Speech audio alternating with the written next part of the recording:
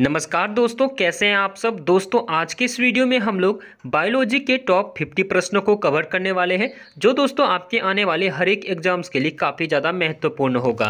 तो आइए दोस्तों हम लोग देर ना करते हुए देखते हैं पहला प्रश्न से। दोस्तों पहला प्रश्न है आपका, मानव शरीर की सबसे छोटी हड्डी है।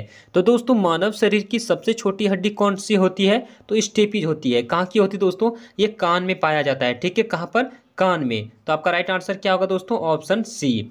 अगला प्रश्न देखते हैं। दोस्तों अगर आप सभी को ये वीडियो अच्छी लगी हो तो वीडियो को दोस्तों लाइक जरूर कीजिएगा। ठीक है, तो दोस्तों अगला प्रश्न है, हीमोग्लोबिन में होता है। तो दोस्तों हीमोग्लोबिन में क्या पाया जाता है? आपका उत्तर होगा ऑप्शन ए लोहा। क्या? ऑप्शन ए लोहा। ठीक है, अगला प्रश्न देखते हैं। अगला प्रश्न है दोस्तों, मनुष्य के शरीर में हृदय को एक बार धड़कने के लिए कितना समय लगता है? दोस्तों जो हमारे शरीर में हृदय होती है उसको धड़कने के लिए, एक बार धड़कने के लिए कितना समय लगता है? तो आपका उत्तर होगा ऑप्शन सी 0.8 सेकेंड। कितना? 0.8 सेकेंड। ठीक है, आपका राइट आंसर क्या होगा? Option C. अगला प्रश्न देखते हैं दोस्तों। अगला प्रश्न है, चाय में लाल रस्ट रोग किसके कारण होता है?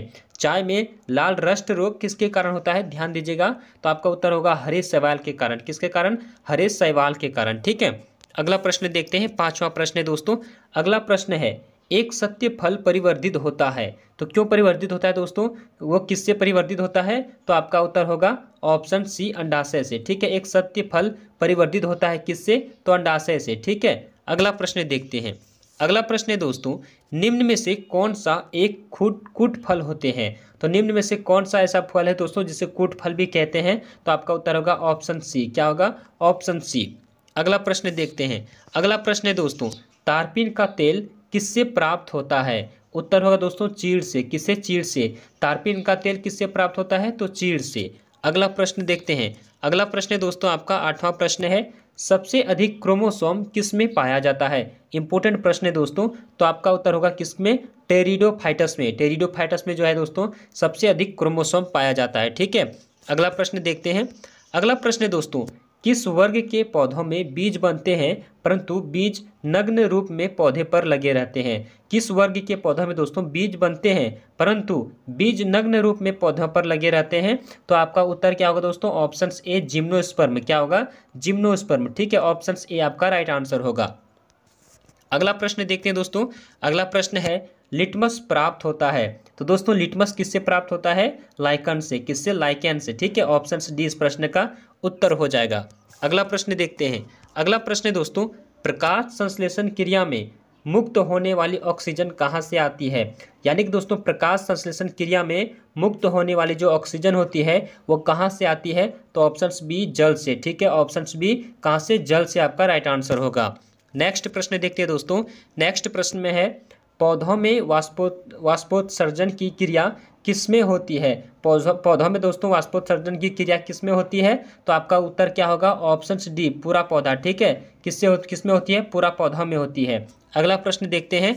अगला प्रश्न है दोस्तों, तना काट आमतौर पर किसके परिवर्धन के लिए प्रयोग किया जाता है?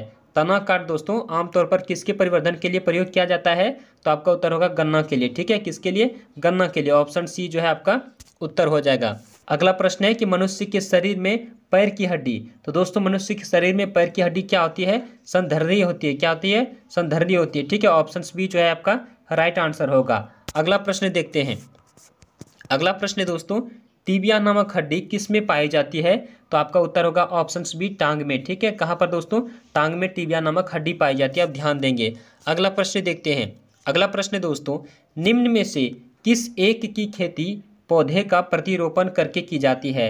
निम्न में से किस एक की खेती जो है पौधे का प्रतिरोपण करके की जाती है? तो आपका उत्तर होगा प्याज की। ठीक है, किसकी? प्याज की। अगला प्रश्न देखते हैं दोस्तों। अगला प्रश्न है, नारियल का खाने योग्य भाग होता है। तो दोस्तों नारियल का हम लोग कौन सा भाग खाते हैं ये पूछा जा रहा है। तो भ्रूणपोष भाग को खाते हैं। किसको? भ्रूणपोष। इंपॉर्टेंट प्रश्न है दोस्तों, पूछा जाता है। ठीक है, ऑप्शन ए इस प्रश्न का उत्तर होगा। अगला प्रश्न देखते हैं दोस्तों। अगला प्रश्न है, सुगंधित पुष्पों में परागण किसके द्वारा होता है? तो दोस्तों सुगंधित जो पुष्प होते हैं उसमें परागण जो है किसके द्वारा होता है? तो आपका उत्तर होगा कीट के द्वारा। किसके द्वारा? कीट के द्वारा। ऑप्शन ए इस प्रश्न का उत्तर होगा। ठीक है, नेक्स्ट प्रश्न देखते हैं दोस्तों।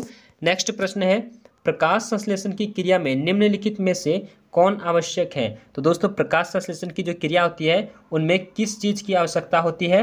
तो आपका उत्तर होगा ऑप्शंस डी, ये सभी। ठीक है, सूर्य का प्रकाश, क्लोरोफिल, कार्बन डाइऑक्साइड, इन सभी की दोस्तों आवश्यकता पड़ती है।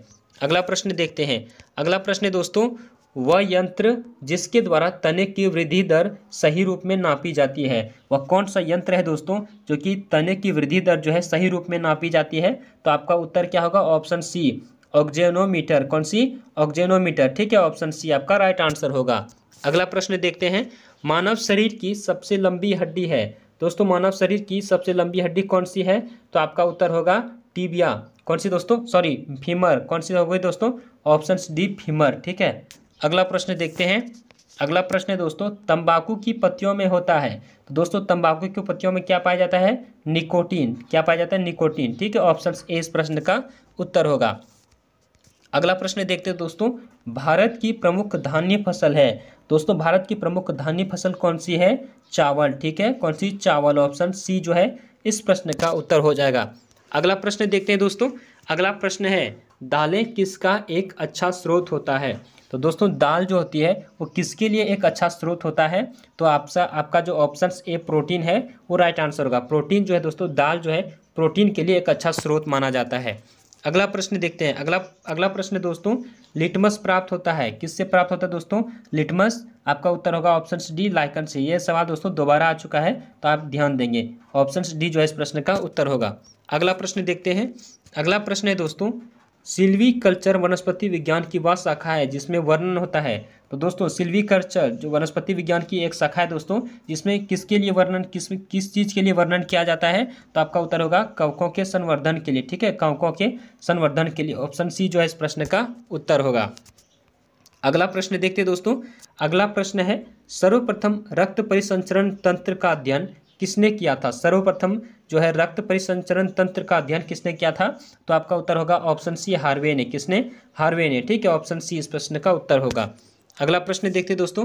अगला प्रश्न है, किस वनस्पति खाद्य में अधिकतम प्रोटीन होता है? आपका उत्तर क्या होगा दोस्तों? तो आपका उत्तर होगा ऑप्शन बी, सोयाबीन में। ठीक है दोस्तों, सोयाबीन में बहुत ज़्यादा प्रोटीन होता है। अगला प्रश्न देखते हैं। अगला प्रश्न है दोस्तों आपका, निम्नलिखित में से कौन सी फसल मृदा को नाइट्रोजन से भरपूर कर देती है? निम्नलिखित में से कौन सी फसल है दोस्तों जो कि मृदा को नाइट्रोजन से भरपूर कर देती है?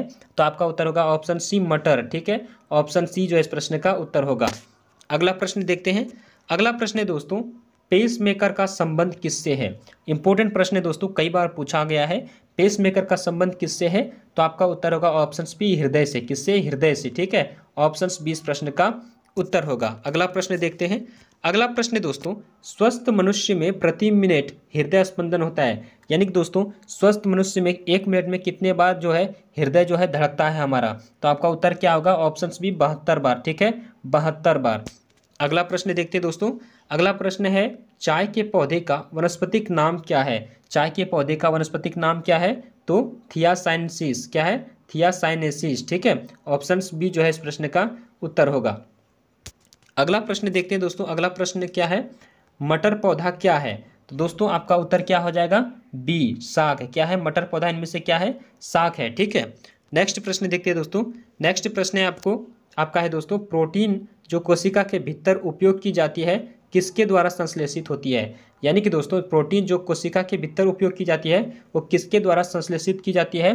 तो आपका उत्तर क्या होगा दोस्तों? आपका उत्तर होगा ऑप्शन डी, बंधित राइबोसोम द्वारा। ठीक है, बंधित राइबोसोम द्वारा जो दोस्तों कोशिका का जो है संश्लेषण होता है, प्रोटीन का निर्माण होता है कोशिका के अंदर। ठीक है, किसके द्वारा? राइबोसोम के द्वारा। ऑप्शन डी इस प्रश्न का उत्तर होगा। अगला प्रश्न देखते हैं। अगला प्रश्न है दोस्तों, पौधों में जल का परिवहन किसके द्वारा होता है? तो दोस्तों पौधों में जल का परिवहन किसके द्वारा होता है? तो आपका उत्तर होगा ऑप्शन सी, जाइलम के द्वारा। ठीक है, ऑप्शन सी, जाइलम के द्वारा। नेक्स्ट प्रश्न देखते हैं दोस्तों। नेक्स्ट प्रश्न है आपका, हाइड्रोफोबिया रोग उत्पन्न होता है तो किससे होता है दोस्तों? हाइड्रोफोबिया रोग उत्पन्न किससे होता है? तो आपका उत्तर होगा ऑप्शन ए, विषाणु से। ठीक है, ऑप्शन ए, विषाणु से। नेक्स्ट प्रश्न देखते हैं। नेक्स्ट प्रश्न है दोस्तों, निम्नलिखित में से किसमें एंजाइम नहीं होते हैं? तो इनमें से कौन है दोस्तों जिसमें एंजाइम नहीं होते हैं? तो उत्तर होगा आपका ऑप्शन ए, विषाणु। ठीक है, ऑप्शन ए जो है इस प्रश्न का उत्तर हो जाएगा।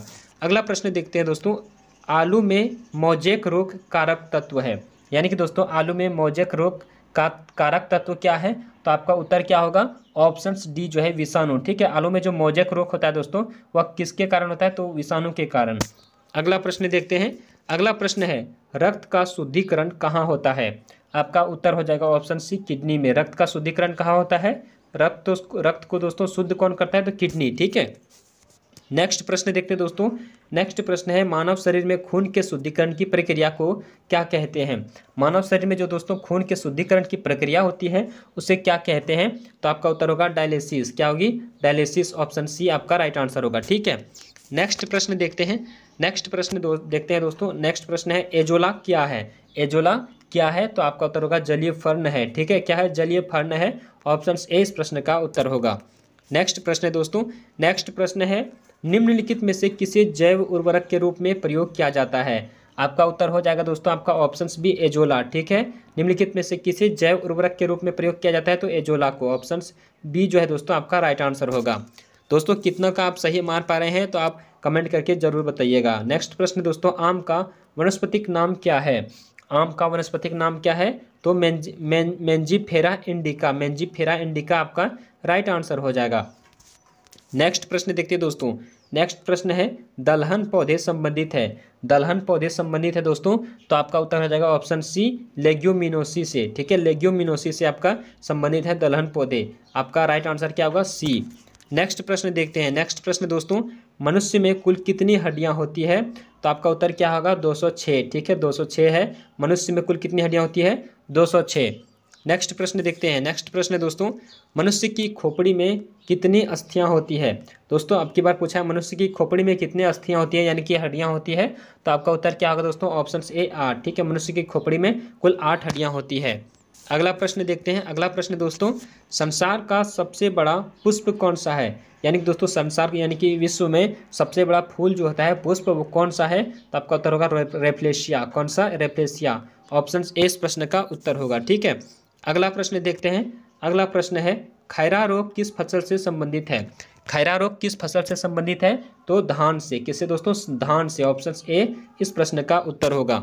नेक्स्ट प्रश्न देखते हैं। नेक्स्ट प्रश्न देखते हैं दोस्तों खैरा रोग किसके कारण होता है? दोस्तों पहले सवाल था कि खैरा रोग किस फसल से संबंधित है? तो धान से। ठीक है, लेकिन अब की बार पूछा है कि खैरा रोग किसके कारण होता है? तो आपका उत्तर होगा जस्ता के कमी के कारण। किसके कारण? जस्ता के कमी के कारण। ऑप्शन बी इस प्रश्न का उत्तर होगा। अगला प्रश्न देखते हैं जड़ें विकसित होती है किससे होती है दोस्तों? तो मूलांकुर से। ठीक है, जड़ें विकसित होती है मूलांकुर से। ऑप्शन डी इस प्रश्न का उत्तर हो जाएगा। तो दोस्तों उम्मीद करता हूं कि आप सभी को ये वीडियो अच्छी लगी होगी। दोस्तों वीडियो अच्छी लगी हो तो वीडियो को लाइक, चैनल को सब्सक्राइब जरूर कर लीजिएगा। तो धन्यवाद दोस्तों, मिलते हैं आप सभी से एक अगली वीडियो में।